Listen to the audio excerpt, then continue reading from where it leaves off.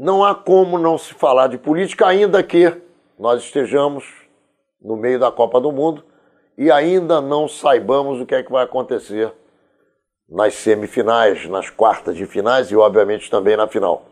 Nós temos aqui conosco hoje o deputado estadual Flávio Bolsonaro e é com ele que nós vamos ter muita alegria de conversar, porque ele sabe das coisas, tem opinião e não se furta a dizer aquilo que ele exatamente pensa. Meu querido amigo, bom dia, boa tarde, boa noite, porque o nosso programa vai ao ar em todos os horários do dia. É um prazer enorme conversar com você e agradeço a tua atenção, principalmente quando você está envolvido em tantas atividades políticas e arrumou um espaço aí na tua agenda para nos atender. Muito obrigado pela atenção e por estar aqui conosco. Ronaldo, para mim é uma grande honra sempre estar aqui com você, tá? Esclarecer muita coisa, muitos ruídos e também falar um pouquinho do que a gente pensa sobre o futuro do nosso país, do nosso estado, Rio de Janeiro, que está muito complicado sim, mas a gente não pode abandonar a política, gostemos ou não, nossas vidas passam por lá e tem tudo lá, Ronaldo, na Assembleia Legislativa, no Congresso Nacional, menos quem não teve voto. Então, vamos lá, cada um fazer a sua parte, agradeço o espaço. Menorá na TV entrando no ar mais uma vez. Estamos então iniciando o primeiro bloco de Menorá na TV com Flávio Bolsonaro, deputado estadual à Assembleia Legislativa do Estado do Rio de Janeiro, que visitou Israel recentemente e vai nos contar o que é que ele viu de interessante naquele país do Oriente Médio. Conta pra gente, Flávio, o que você viu que te chamou mais atenção? Bom, Ronaldo, em primeiro lugar, o patriotismo e a gente vê a identidade de um povo de verdade, unido, né, por uma nação e ali imbuído em construir um Estado cada vez mais forte. Olha o que, né, o Israel, onde Israel está situado geograficamente, né, a única democracia no meio de tantas ditaduras, de tantos governos autoritários, e está ali resistindo, prosperando. Olha o que Israel produz de inteligência, de alimentos, de tecnologia e exporta para o mundo. Então, assim, e olha o tamanho que é Israel, né? Olha o clima de Israel, é um deserto. E a gente sempre usa essa comparação, né? E olha o que o Brasil tem e não é. Olha o que Israel não tem e o que Israel é de verdade, o que representa para o mundo. Então, a gente tem uma profunda admiração pelo Estado de Israel. O Jair tem dito, né, que quando perguntam a ele se ele vai fazer como Trump e botar a embaixada brasileira lá em Jerusalém, ele fala que, olha, com relação ao que o Trump fez, eu vou copiar e colar. É um reconhecimento que a gente precisa ter, esse grande país democrático, que a gente admira demais, né, que tem ali, né, um país religioso, né, que tem aí Deus, né, no primeiro lugar. Então, para a gente é muito impactante isso. E uma outra coisa que eu sempre falo, Ronaldo, quando acusam principalmente o Jair de ser nazista, eu digo o seguinte, todo mundo, todas as pessoas tinham que, em algum dia na vida, atravessar aquele Museu do Holocausto em Jerusalém. Todo mundo. Para ver, para ter uma ideia muito vaga do que foi o nazismo para o povo judeu. O sofrimento que foi, a forma ardilosa, né, que Hitler comandava, esses assassinatos em massa. A gente olha as fotos nas paredes, Ronaldo, e a gente não percebe uma aflição na cara das pessoas. Aquelas mães andando com seus filhos, as famílias juntas, porque mentiam para eles até antes da morte. Encaminhavam eles para aquelas câmaras de gás, eles acreditando talvez que estavam indo para uma estação de trem, para pegar um trem e fugir, e ir para um lugar onde pudessem ter tranquilidade, e quando mal percebiam já estavam morrendo. Uma atrocidade. Pessoas ali que tinham orgulho de tirar fotos executando os judeus e mandar para suas famílias. Olha como é que eu estou fazendo um bom trabalho, como é que eu estou limpando o mundo. Então todo mundo tinha que ter uma ideia, como eu falei, muito vaga, porque só quem sofreu na pele, os parentes, eles sabem, tem uma ideia da dor que é. E a gente teve lá também em Israel, no dia em que se homenageava as pessoas que tombaram pelo Estado de Israel e no combate ao nazismo. Pô, uma emoção que não tem tamanho. E ainda assim, quando você vira e acusa o Jair de ser nazista, além de tudo, uma grande mentira, em primeiro lugar, um crime, inclusive. Mas também, no meu ponto de vista, um grande desrespeito a essa dor, essa atrocidade, essa monstruosidade que foi. Então, aqui reafirmo pela enésima vez toda a nossa admiração pelo povo judeu, nosso reconhecimento e admiração também pelo Estado de Israel, e no que depender de nós, podem ter a convicção de que muitas parcerias surgirão entre Brasil e Israel. Ô Flávio, conta para mim o que é que você mais gostou em Israel, independente do discurso, independente das questões ligadas à tecnologia, ligadas ao fortalecimento de Israel militarmente. O que é que você gostou? O que é que você gostou de comer? O que é que você gostou de... Onde é que você gostou de passear? O que é que você viu que te interessou mais? A gente tinha uma agenda muito apertada, né? Não deu nem para fazer muitos passeios. A gente foi ali numa galeria que tinha perto do hotel que a gente ficou, que era muito legal. Inclusive tinha alguns estudantes, né, brasileiros que estavam lá em Israel, assim, que têm ligação com a comunidade judaica, que nos receberam com uma maior alegria. E assim, eu acredito que o destaque... Assim, você chegou a comer alguma comida típica da região? A gente foi numa grande feira lá, mas eu não lembro o nome, né, das comidas de lá. Mas se você mais ou menos disser como é que era o formato, eu te digo o que era. Tinham muitas coisas ali que pareciam uns doces meio ressecados, que eram gostosos. São damascos e era gostoso, ameixas desidratadas. Então assim, tem muita coisa legal ali, né, que a gente presenciou. Mas o que mais chamou a atenção da gente foi isso mesmo, o patriotismo do povo. Mas assim, também tem o seguinte, né, lá eu acho que o Estado dá orgulho para a sua população, o que não acontece aqui no Brasil. Eu sou patriota, amo meu país. Ali o Estado pertence ao povo. Há uma reciprocidade. Aqui no Brasil, infelizmente, a gente não tem tantos motivos assim para comemorar, para se orgulhar de ser brasileiro, mas a gente realmente não tem como desistir. Não dá para falar, vou morar em Portugal, vou me mudar para algum outro país. Vamos resgatar o nosso Brasil. Na verdade, nós temos muitos motivos para nos orgulhar do Brasil, apenas que esses motivos estão escondidos. Talvez isso, né? Só enalteçam o lado ruim o tempo inteiro, né? E me parece que temos uma chance. Vamos ver como é que vai a coisa se desenvolver pelo tempo que vem pela frente aí. Ô Flávio, nós precisamos falar do Brasil. Como é que vai o estado do Rio de Janeiro, a violência urbana e o que nós chamamos de uma intervenção do Exército com relação a esse tipo de questão proposta pelo presidente Temer e que até hoje parece que o dinheiro ainda não chegou. Ronaldo, vai muito mal. A constatação disso é que a cúpula política do Rio de Janeiro está presa ou está respondendo a processos ou é alvo de investigações, e pessoas que mandavam e desmandavam no Rio há mais de década. E assim, muita corrupção e muita incompetência, descaso com o nosso dinheiro do contribuinte. A gente não viu o nosso dinheiro sendo aplicado em infraestrutura, em tecnologia, em coisas permanentes. Foi muitos gastos supérfluos, né, pegando receitas que nós tínhamos extraordinárias, né, como do Jorge do Petróleo. Ou seja, por que é extraordinária? Porque elas não são fixas, né, elas variam, e usando isso para gastos permanentes, como pagar os nossos inativos e pensionistas, é uma irresponsabilidade sem tamanho tornar o nosso Rio Previdência tão dependente dos royalties do petróleo, obras superfaturadas. Então o Estado do Rio está quebrado, e o que eu enxergo como deputado ali, atuante dentro da Assembleia, Ronaldo, é que o governador Pezão, que eu já pedi a cassação dele há mais de 2 anos, por causa disso tudo que continua aparecendo com relação ao time dele, ele conseguiu criar um clima tão ruim aqui na Assembleia que ele hoje nem tem mais maioria, ele não consegue mais aprovar as coisas na Assembleia, está ingovernável o Rio de Janeiro. E ele faz de tudo para conseguir chegar até o dia 31 de dezembro desse ano. E que se exploda o próximo governador, porque ele está endividando o Rio de tal maneira que nós não temos mais margem para tomar empréstimo em lugar nenhum. Ninguém quer emprestar dinheiro para o Rio porque não tem confiança se vai receber. Então, a partir de 2019, o próximo governador, seja quem for, já vai começar com a dívida muito grande e sem a possibilidade de tomar empréstimos para pelo menos conseguir governar, ter alguma coisa para aplicar em investimentos. Então é uma situação dramática que, no meu ponto de vista, a única solução, o único norte para o qual o Rio pode caminhar é um pires na mão em direção a Brasília. Vai depender muito do governo federal. Então, eu vejo o próprio Jair falando muito disso já nas palestras dele, que ele pensa em rediscutir o Pacto Federativo.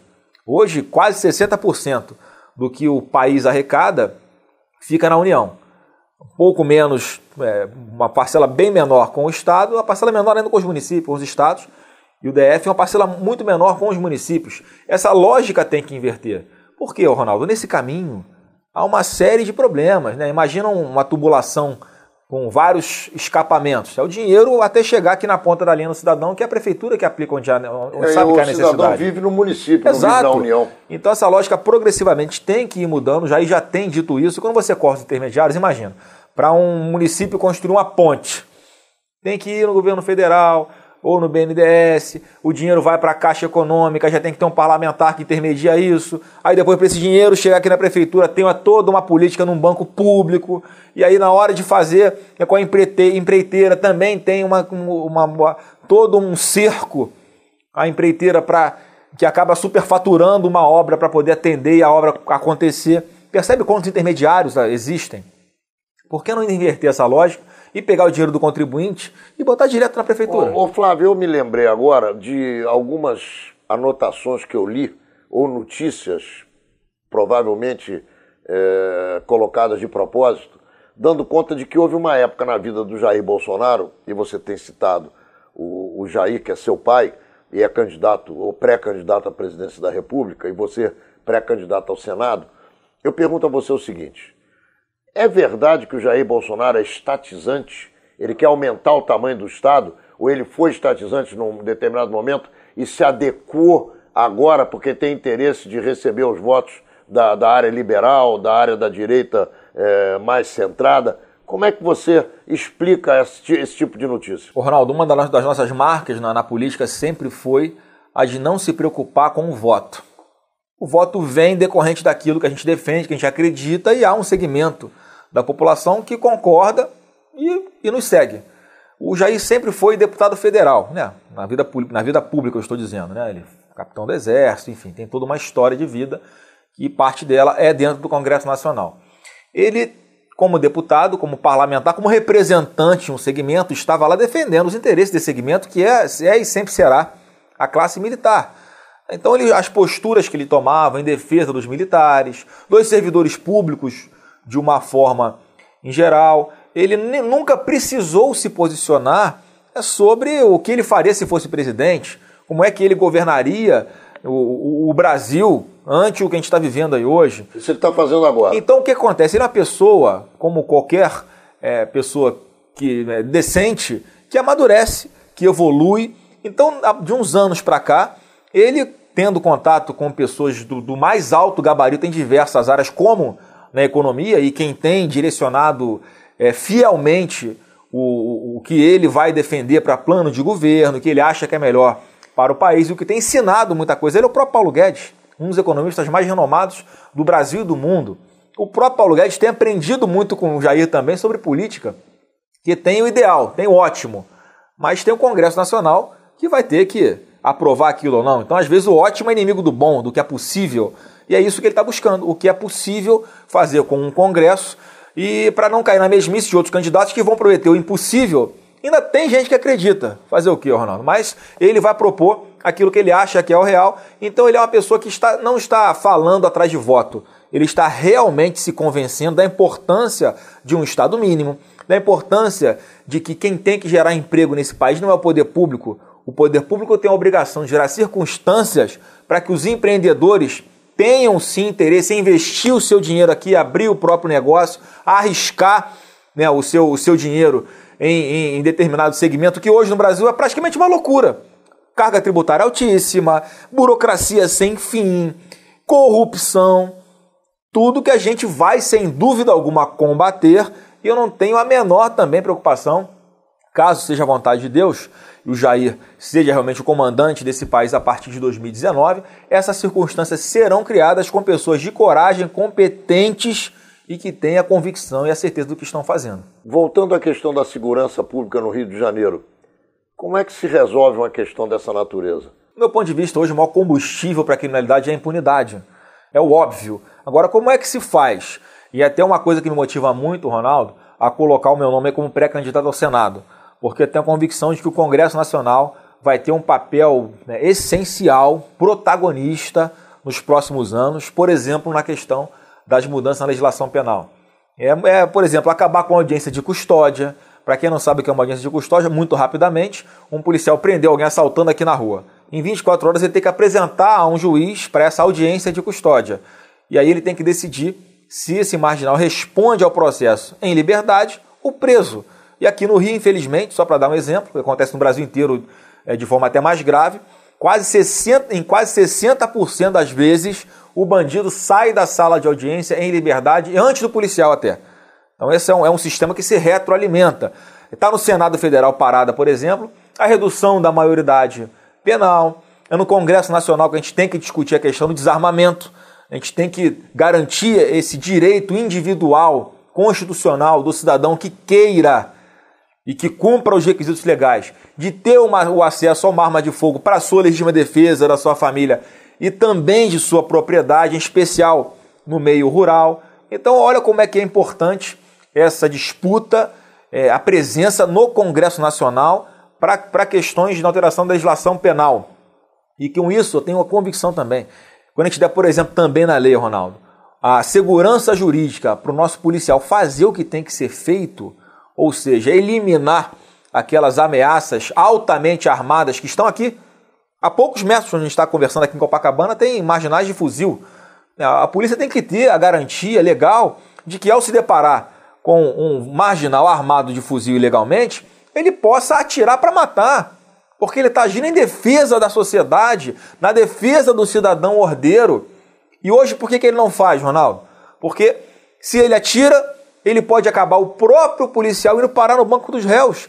Porque você tem dúvida que vai ter algum promotor, vai ter algum juiz que vai querer condená-lo, vai acabar com a carreira que ele tem dentro da polícia, vai estigmatizá-lo como se ele fosse responsável pela violência, como muitos parlamentares de esquerda adoram fazer com seus discursos hipócritas. Então, hoje, se o policial atira, ele pode ser preso. Se ele não atira, ele morre. Então, esse dilema não pode ter na cabeça do nosso policial. E só vai mudar isso se a gente der a garantia na lei de que ele vai poder trabalhar com a tranquilidade de que polícia que combate marginal não senta no banco dos réus. Estamos encerrando o primeiro bloco de Menorá na TV com Flávio Bolsonaro, ele que é deputado estadual e que está aqui conosco conversando franca e objetivamente sobre o que ele pensa, sobre o que ele imagina que seja o melhor para o Rio de Janeiro e para o Brasil. Não saia daí, já voltamos com Flávio Bolsonaro, a realidade brasileira e as dificuldades por que passa o povo num momento como esse. Não saia daí. Estamos de volta com o segundo bloco de Menorá na TV, conversando hoje com Flávio Bolsonaro, deputado estadual e pré-candidato ao Senado Federal nas próximas eleições. Flávio, vamos destrinchar então a questão da violência no Rio de Janeiro e o que é que se passa com a chegada dos militares por solicitação do governador e também por orientação do presidente da República. Bom, isso aí está claro para todo mundo que foi um uso político do governo das Forças Armadas. Tanto é que as próprias Forças Armadas foram pegas de surpresa. Não teve um planejamento. O presidente pegou o telefone, a partir de amanhã a gente vai usar vocês no Rio de Janeiro, prepara aí, se vira aí. Foi mais ou menos isso mesmo que aconteceu. Então eles vieram para cá sem meios, o governo pagou a missão e não deu os meios para eles executarem. O dinheiro até já está aqui no Rio de Janeiro, mais de R$1 bilhão, mas há toda uma burocracia legal que impede o general interventor Braga Neto de usá-lo de uma forma mais rápida. Ele não pode, por exemplo, pegar um cheque, reforma aqui esse batalhão, toma esse outro cheque aqui, compra as viaturas. Que já tem 5 meses mas são processos, inclusive recentemente ele explicou isso aos deputados da Comissão de Segurança da LERJ, que há todo um procedimento, tem que fazer licitação, até quando há dispensa de licitação, algo que demora, tem que ter pareceres jurídicos das esferas estadual e federal, enfim, é uma burocracia e por isso ele não conseguiu usar esse dinheiro ainda de uma forma eficaz.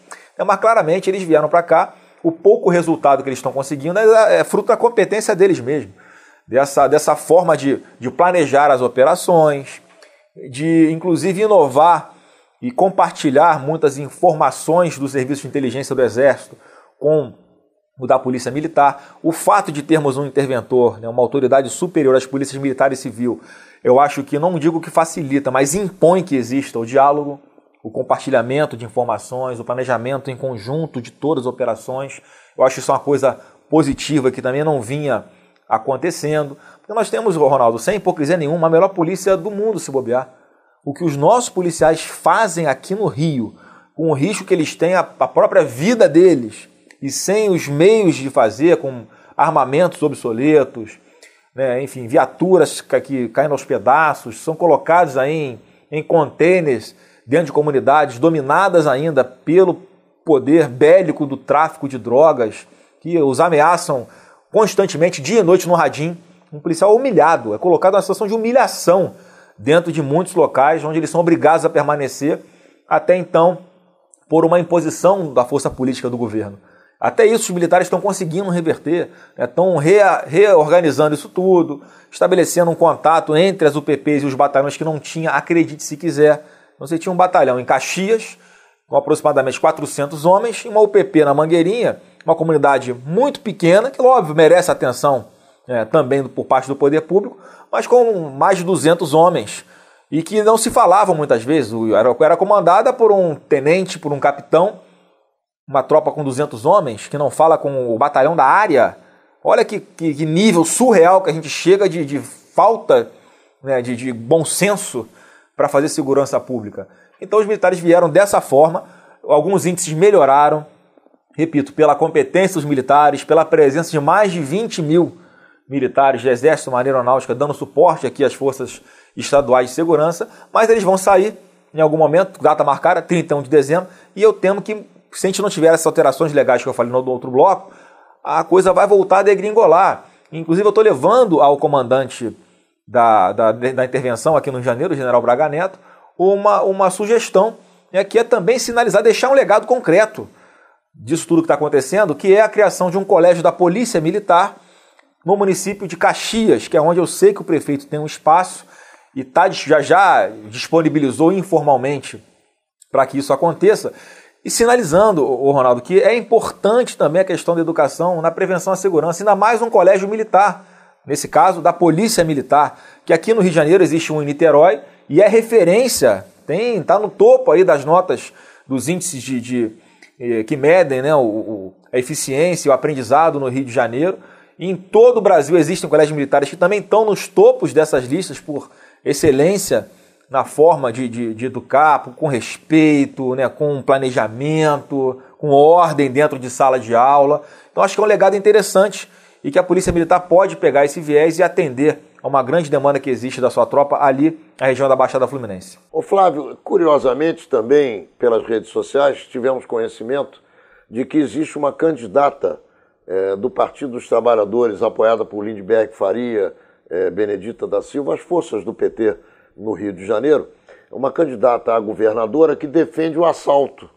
É uma loucura. Como é que nós vamos encarar e viver com esse tipo de dilema, hein, meu amigo? Olha, acho que a melhor resposta que pode ser dada a esse tipo de pessoa é nas urnas, Ronaldo. É inadmissível que tudo que a gente vive aqui no Rio de Janeiro, alguém tenha coragem e a burrice, a estupidez de defender que há uma lógica no assalto, no roubo. Como na cabeça dela, o cara que não tem dinheiro, não pode ter acesso a alguns bens, ele tem o direito de ir e tomar, usando uma arma de fogo na mão grande, matar, se for preciso, de um outro que tem bens, que trabalhou para conquistar o seu patrimônio, para chegar nessa situação. Então, essa visão distorcida, infelizmente, Ronaldo, é a que ainda norteia a cabeça de muitos parlamentares, muitos políticos de esquerda. Então, essa pessoa, eu acho que ela não vai passar de 1%, 2% nunca, porque com esse tipo de pensamento é assustador.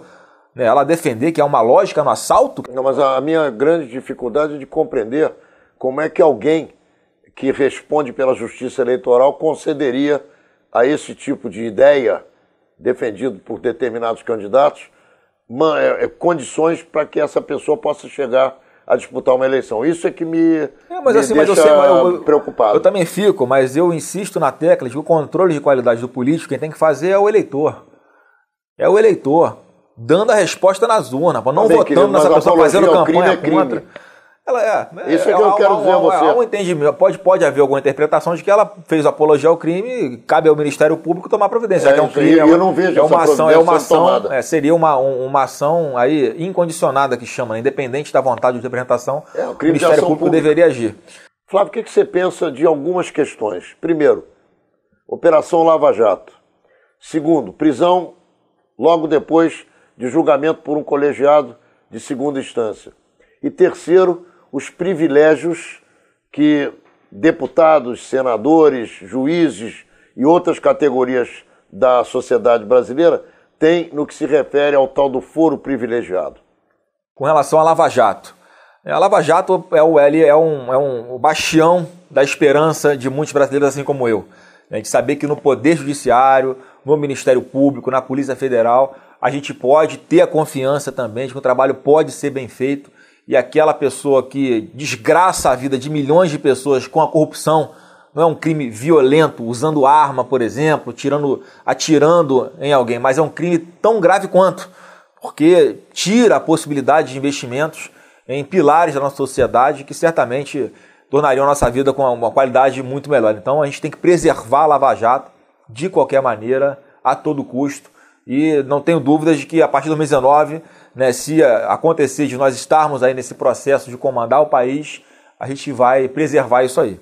Segunda questão, prisão em segunda instância. Com relação à prisão em segunda instância, é algo que já acontece há bastante tempo, nos nossos tribunais e que tem que acontecer. Você, no meu entendimento, quando há uma decisão já de segunda instância, confirmando ou modificando a decisão de primeira instância, você já tem ali uma forma, dependendo de cada caso, de determinar se há a necessidade de respeitar a presunção da inocência ou não, como está na Constituição. Tem um camarada que responde a 30 processos, diferentes locais, enfim, diferentes situações, aí o cara nunca foi condenado em segunda instância, ele vai ficar solto. Eu acho que a prisão pode ocorrer, inclusive, antes da segunda instância, quando o judiciário ali entender que há um grande risco para a população daquela pessoa permanecer solta, não apenas de interferir nas investigações, mas pelo seu grau de periculosidade, o seu potencial de fazer mal a mais pessoas. Então acho que a nossa legislação ela precisa ser adaptada, ela precisa ser melhorada para evitar que as interpretações românticas a favor do marginal estimulem a sensação de impunidade. Então eu sou a favor de que, como já decidiu recentemente o Supremo Tribunal Federal, que pode mudar esse entendimento num curtíssimo espaço de tempo, a prisão em segunda instância ela tem que ser mantida sem dúvida alguma. A terceira questão que eu te coloquei é a questão dos privilégios.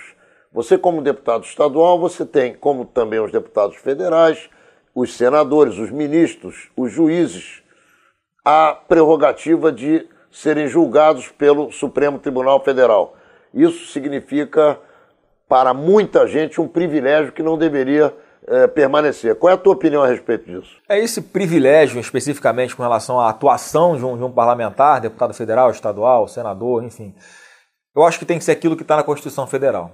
A imunidade parlamentar tem que servir por nossas opiniões, palavras e votos. Não é para roubar, não é para fazer as coisas contando com a morosidade do judiciário.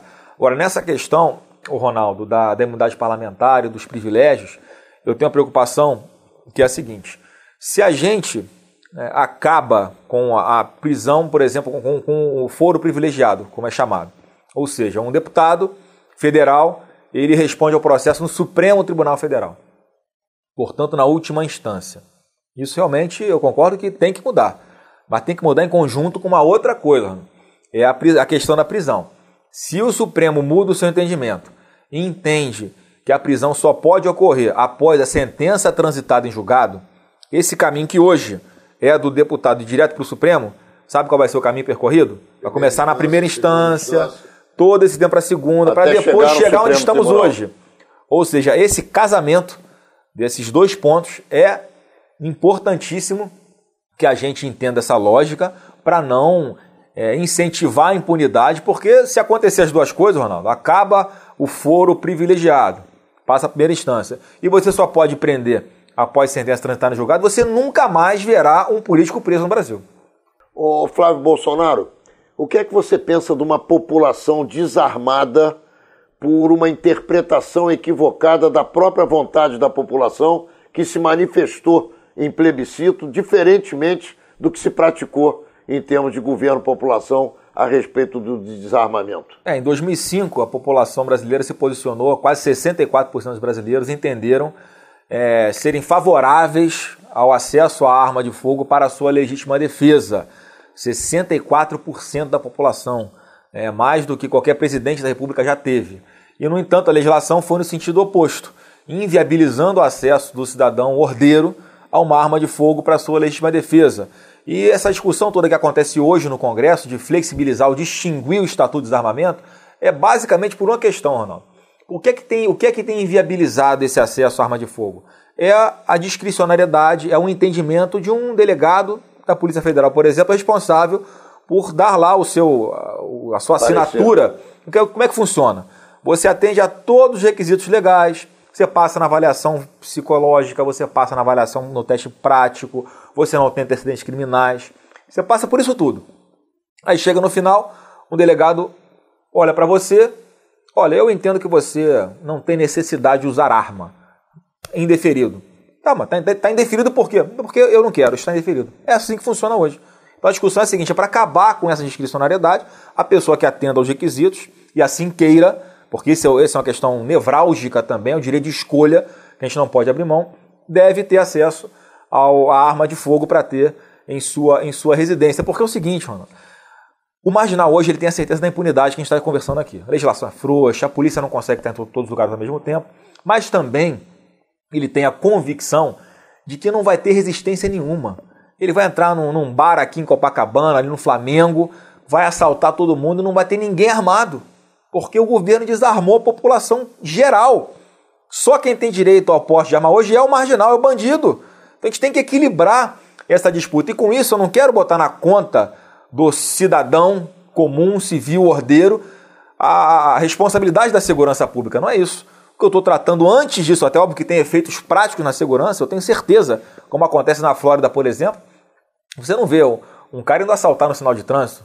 Ele sabe que no carro do lado pode ter alguém armado, no carro de trás pode ter alguém armado, na esquina para atravessar a rua pode ter alguém armado, e ele vai reagir, ele vai morrer se ele tentar. Então aqui no Brasil ele tem essa garantia que isso não vai acontecer, mas há uma discussão anterior a isso ainda, Ronaldo, do meu ponto de vista, que é o direito à vida, que é inegociável para todos nós. Então não pode o Estado impedir o cidadão de ter acesso a um instrumento para a sua defesa. É o direito à vida, ele tem direito de viver. E o que está acontecendo hoje é que o marginal está barbarizando, matando sem pena de nós.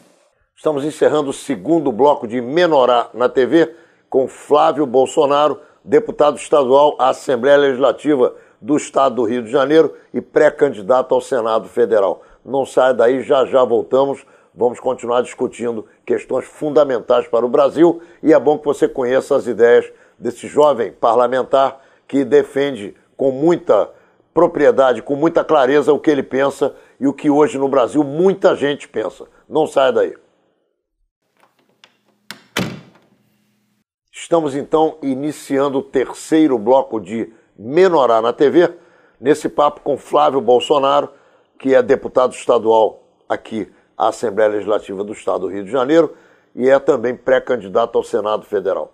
Ô Flávio Bolsonaro, você num país imaginário que não é o nosso, o que é que imagina, o que é que você pensa de um governo que não tem apoio popular, de diversos parlamentares que estão respondendo a processo criminal, de senadores que não poderiam passar na porta de um presídio, que seriam sugados por atividades que praticaram no passado deles, parlamentares que estão há 9, 10, 11, 12 anos com processo no Supremo Tribunal Federal desse país imaginário e que não são levados a efeito, não são nem condenados, nem absolvidos. Como é que se governa um país desse? Olha, Ronaldo... Que ainda bem que é um país apenas imaginário. É uma realidade, né, muito semelhante à do Brasil, lamentavelmente. E como é que se governa? Eu acho que para começar dando exemplo, o bom exemplo de cima para baixo, eu acho que já contamina de alguma forma os demais níveis de poder no Brasil, porque hoje você olha, Ronaldo, para o presidente da República, é o que você falou, altamente suspeito de estar envolvido em um monte de esquema de corrupção, né, uma pessoa ali que não tem a menor condição de tocar o país, que não tem maioria no Congresso Nacional, a pouca que tem é comprada, ele pega e dá cargo, distribui cargo, essa forma de governabilidade que eu chamo de roubabilidade, né, porque não é assim, isso não é democracia, o parlamentar não foi eleito para isso, mas tem outro lado, tem tudo lá no Congresso, menos que não teve voto. Eu sempre gosto de bater nessa tecla, Ronaldo, de que não podemos isentar essa responsabilidade do eleitor. O eleitor tem que entender que ele tem um papel importante nisso. Se os caras estão lá 2, 3, 5, 10 mandatos, é porque alguém votou neles. Então, esse amadurecimento do eleitor, hoje tem internet, você consegue pesquisar sobre qualquer pessoa, saber do passado dele, das propostas dele, como ele votou em qualquer projeto. Então tem que ter esse controle por parte do eleitor. E é um processo demorado, de longo prazo, não tem fórmula mágica. Mas eu repito, com pessoas dando bom exemplo de cima para baixo, escolhendo uma equipe que vá tocar as importantes pastas, os importantes ministérios do país, que são técnicas, que conhecem do assunto, que não precisam do poder público para nada, estão ali porque entendem a importância, a missão mesmo, é divina no nosso ponto de vista, para assumir o comando disso tudo e fazer o que tem que ser feito, reduzir essas margens de corrupção ao máximo que a gente puder. Eu sei que zero vai ser impossível, onde tem ser humano vai ter problema, mas ter esse controle, não deixar com que as pessoas tenham essa liberdade de fazer o que fazem hoje, de burlar a legislação, de superfaturar a compra de tudo que você possa imaginar. E pior, quando entra a questão ideológica, que você começa a direcionar o país para uma linha que é mais difícil ainda de voltar. Olha como é que a nossa legislação hoje é pró-bandido. Olha com quem o Brasil tem relações internacionais no curto espaço de tempo. O governo Temer, infelizmente, não mudou muita coisa, mas esses 13 anos de governo do PT, a gente priorizou aqui o dinheiro nosso, do contribuinte, via BNDES, para construir Porto de Mariel em Cuba. A gente deu uma refinaria, né, da Petrobras, né, aqui na Venezuela, né, para eles, que era nossa. As decisões são tomadas ouvindo-se a inteligência cubana, como a Dilma fazia, contado no livro do Pepe Mujica, o ex-presidente do Uruguai. Então priorizava essa relação internacional com o Mercosul, com um viés ideológico. Dinheiro da Odebrecht, né, também, que ia parar lá em países da África e que ninguém tem a menor ideia de como é que isso foi aplicado, quanto foi superfaturado. Evo Morales dando pernada no Brasil, então, assim, dinheiro do Brasil para a construção de hospitais na Palestina, dinheiro jogado no lixo quando nós estamos morrendo nas filas dos hospitais aqui. É complicado. O viés ideológico, mas assim, quem estava tocando o país tinha esse perfil. E tem que mudar. E se mudar, a gente consegue. Que história é essa do BNDES emprestar dinheiro incognitamente? Ou seja, de uma maneira que ninguém pode ver o que está sendo feito isso tem que mudar, tem que abrir, tem que ter transparência o BNDES. Eles têm processos lá que tem aquelas chamadas cláusulas, são sigilosos. Sigiloso por quê? Você só pode ter acesso daqui a 10, 20, 30, 50 anos. É óbvio que tem sacanagem. Mas é óbvio. A gente tem que abrir isso aí, tem que dar transparência. E a gente acredita muito, Ronaldo, que você promovendo aqui um ambiente saudável para o empreendedor, botar o seu dinheiro aqui no país para geração de emprego, para ao invés do cara pegar o dinheiro e aplicar na bolsa de valores. Tem uma legislação que não mude. Porque o sujeito que vem com dinheiro, ele não quer entrar numa parada que daqui a uma semana vai mudar tudo. Hoje ele não bota porque não tem essa segurança jurídica, porque ele sabe que ele vai ser achacado, porque ele sabe que tem uma legislação trabalhista que é muito ruim. Por que tantos brasileiros vão lá para os Estados Unidos, onde a legislação trabalhista é muito mais flexível, porque lá o dinheiro, Ronaldo, fica com o trabalhador, não fica com o governo.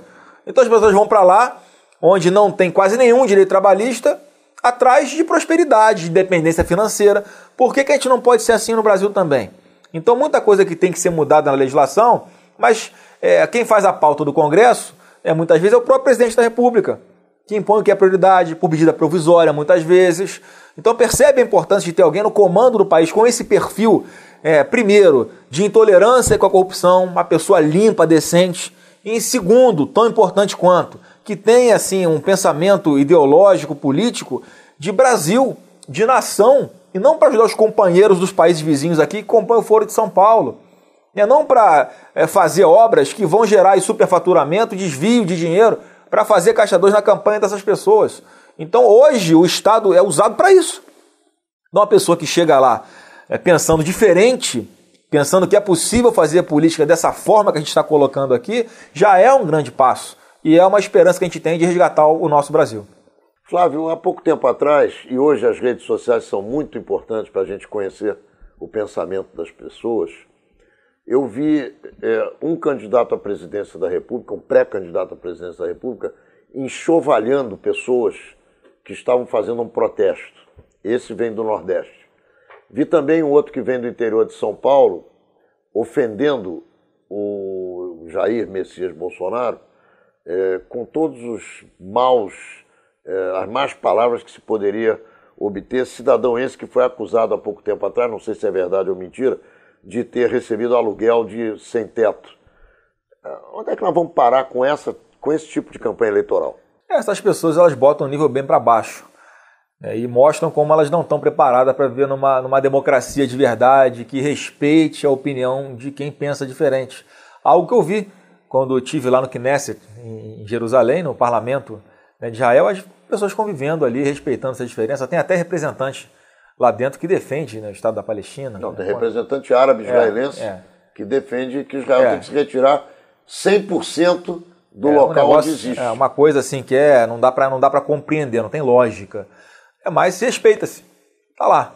Aqui, como as pessoas não têm do que atacar o Jair Bolsonaro, não pode chamar ele de corrupto, não pode perguntar qual é a apelido do Jair Bolsonaro na lista do Odebrecht. Não tem. Mas se procurar lá, tem o Sardinha, que é o Ciro Gomes, tem o Santo, que é o Alckmin. Tá lá na lista. Se é verdade, vai comprovar, não vai, qual vai ser a decisão.